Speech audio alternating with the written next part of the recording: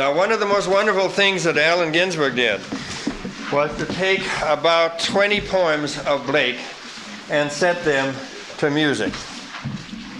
And it is known, for example, that Blake believed in all the senses together. He did not only believe in the visual. He believed that when you're in the visual, that's when tyrants can completely control you. So therefore, your sense of color is very important, your feeling of color. You know, people who are blind can read colors with their elbows. So many things in us picks up color. And so he did the painting with the poem. He did the sweeps like this with the poem, and he set the music. Set them to music. And many of the paintings have survived. I brought some slides with me, which I'll show you. But all of the settings were gone. And it's known that just the day he died, he was singing. He was sitting in bed singing one of his own poems. All that is lost. So that the English teachers know that these are songs. And yet for several hundred years, they continue to teach without any music. They are passive to it. Allen was active to it. And he said, well, if it's a song, then it ought to be sung. So he went and he found some old tunes of Isaac Watts, and he took some stuff of his own, and he worked with it, and I asked him how he did it, and he said, well, if there was an E, I lifted the tone at that point, and if there was an O, I lowered it, and so on. So he tried to follow and that was wonderful. That's probably what Blake did himself. So we're going to sing one of his settings for this poem. This is Allen's setting. Are you ready? The tune is fairly simple, and I'll just sing the beginning and get. Whate'er is born of mortal birth must be consumèd with the earth, to rise from generation free. Then what have I to do with thee? Who is speaking in the last line? Jesus. Yeah, and what was the situation? His mother. What was the situation with his mother? I think she wanted his attention. What was the specific detail? Oh, she wanted him to turn away from his journey. See, what the hell is it good to do is study mythology. This is a part of our mythology and nobody knows it. It was at Cana. It was at the wedding, and was he going to turn the water into wine? That's right. She said, would you mind turning this water into wine? We didn't get to the Kmart, we didn't buy enough wine. And she knows he can do it. I mean, there's no question about that. And his answer is one that Blake noticed. What have I to do? Woman, what have I to do with thee? Now, let's go on then. Again, do you feel this one coming down here? Whate'er is born of mortal birth must be consumèd with the earth, to rise from generation free. Then what have I to do with thee? The word generation is a word that we'll run into this week. And basically it means that when you're born on this planet, you're born into the world of twos. Because that's how it is on this planet. Male and females make it on this planet. That's how you're born. Everything is born into generation, into the way sex goes on this planet. With male and female, that means you're born immediately into good and evil, night and day, all those twos, you understand? And this world of twos is what he calls generation. And your job is to get beyond that. The sex is sprung from shame and pride, blown in the morning, evening died. But mercy changed death into sleep. The sexes rose to work and weep. See, Allen set that line so beautifully. The sexes rise to work and weep. And if you read a history of Ireland, for example, in the time of Joyce, that's just right for that. There were priests in Dublin who wouldn't give you absolution, a woman absolution, unless you'd had a child that year. Because it implied you'd been using birth control. So these families were there with 5, 6, 7, 10 children in poverty. The sexes rose to work and read. What are you going to do with blowed? Blowed in the morning. What are you going to do with that?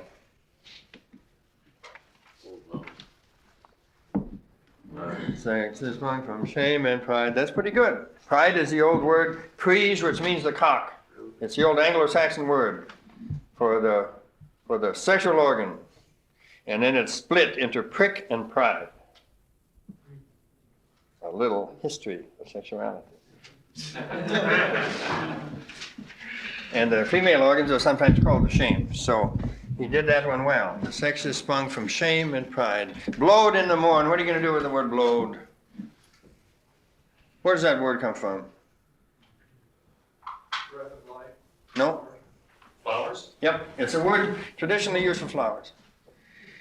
So it says very clearly that the watery envelope is also a vegetable envelope. Whenever you see birth in Blake, you'll see plants and leaves. They are nothing but water, you know, those plants. So it's like we blow in the morning, we're wonderful in the morning, but evening we're dead. Thou mother of my mortal part, with cruelty didst mold my heart, and with false self-deceiving tears did find my nostrils, eyes, and ears. Stay there just a minute and then go on the last one. What you doing here? Does that mean with cruelty didst mold my heart? What's happening? Taught him to feel. What? Taught him to feel. No. Killing the you. Discipline. What? She was killing the you. Your spontaneity, your life, molding you, killing all that. Yeah, but it's Joy. strange then by molding the heart, you mean. She does that.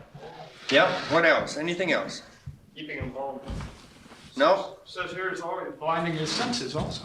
Yeah, that's very strange. I mean, we say that we come in here and then we receive our senses in our bodies. And he's saying the opposite. She blocks up the nostrils. Now, how do you understand that? Limited sensory knowledge. I mean, she's closing down. What a practical world. What does that mean? I mean, isn't the body the one that has the senses? She gave you the body. Why don't you say, with the mother of my mortal heart, with wonderful generosity, you got my heart awake. And then with wonderful, ungenerous, honest joy, you opened up my nostrils and my eyes and my ears. Thank you very much. Why not say that?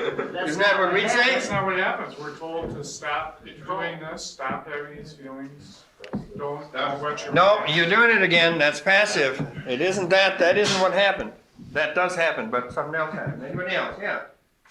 I noticed that as I got more in touch with myself, all of a sudden I see things that I never saw before. Suddenly, a tree that I walked past for 7 years, a block from my office, appears. Yep. Where I didn't know there was a tree before. Right. And it's like at a certain point when I turned inward, I made that decision to turn inward. I just stopped living in my body because it was too painful. That's interesting. Would So- we make the choice to go back? And Yeah. allow ourselves to be held hostage. That's right. What? We allow ourselves to be held hostage. If we what? If we go back, if we choose that safe. Yeah, we allow that's right. ourselves to be Okay. held hostage. That's right. Anything else? You see, please. I just like that there's not innocence here on the mother's part. That's There- right. There's intention, there's cruelty, Right. there's deceiving, there's false, it's very So what is the cruelty involved here from one point of view? Why are the nostrils blocked? What? He stays her son rather than becoming a man. Well, there's some of that, but there's another thing here. Shall we just... This is some of Alice Miller's ideas about, thou shalt not be aware. No, you see, you're talking psychologically. Blake is talking mythologically. We're going to make that distinction several times in the course of this week. Mythologically, the soul sees, hears, and understands perfectly well before it came here.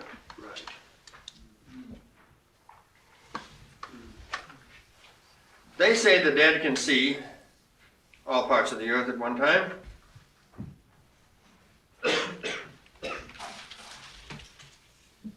So the problem is, mythologically it's stated that there are only 5 senses on this planet. as opposed to 150 in the other world. By becoming human, by becoming physical, Yep. you're binding it. shutting Yep, it you're down. losing a whole bunch of senses. That's why Heraclitus said dry souls are best. Now, one way to think of it, when you escape from when you decide to turn away from your mother and not sulk anymore, at that point you can begin to move away from the moistness toward the dryness. Is that clear? No. Then you would see the tree better. Can you repeat that? That in the Neoplatonic tradition, moistness is connected with your descent into the body. Voice? Moistness. Moistness. It is death to souls to become water. Yeah, why don't you write that sentence down? It is death to souls to become water. It is death to souls to become water. Now, he mentions it right here. When you came down, when your soul came down, your soul felt it as a death, what everyone else said was a birth. But mercy changed death into sleep. So therefore, mercy helped you to feel that it wasn't a death just to sleep. So you're going to sleep for 30 years, moistly. But mercy changed death into sleep. The sexes rose to work and weep. That's the only way they could do their working and weeping, is if they're asleep and they don't understand what's happened to them. So then he's going to try to understand it. Thou mother of my mortal part, with cruelty didst mold my heart. The cruelty is that this happened to her too.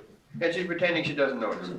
She's saying, oh, look at the wonderful little baby. Oh, so good. Aren't you glad I brought you into this world?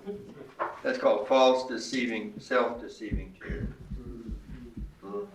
Mythologically, it almost sounds like she's pulling the soul out of the other world for selfish reasons. She is. I'm creating it into a body. She is. wants it in a body. She is. And so body is really a prison.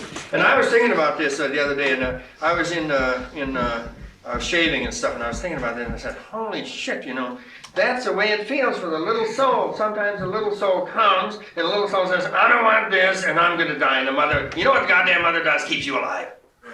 Checks your pulse and everything in the middle of the night, calls a doctor, gives you milk and food and shit, and you live.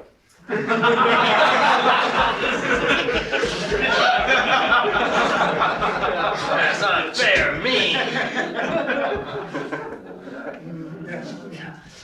Thou mother of my mortal part, with cruelty didst mold my heart, and with false self-deceiving tears didst bind my nostrils, eyes, and ears. Didst close my tongue in senseless clay. That's very witty, very witty, very witty. Senseless clay.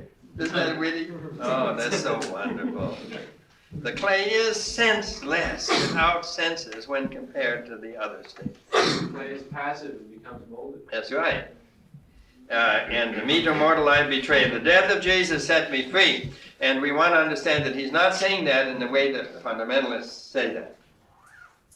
And there's two traditions, and we'll just say this and then go on because we have a lot of other things we want to do this morning. One of the traditions is that Jesus came here because he was thinking about your sins. And he came here in order to save you. That's the tradition of the popular church. The tradition of the Gnostic church and many other ones is very different. One tradition is that there are limitators on this planet. There are beings who limit everything so that spiritual growth will not take place. They'll give you 3 weeks and that's it. There are 12 of them. There are 12 of these huge limiters. Now, before Jesus came, all 12 were faced to the left. And Jesus came, and the only thing he was able to do was to get 6 of them to turn their face to the right. That's it. That's all he could do. But still, if you think about it, that's better than 12 with their faces all turned left. Do you feel the image? He did that and he died and he went back. But that act in itself was important. It meant that the amount of limitation on this planet had been changed even slightly. Even well, in a way.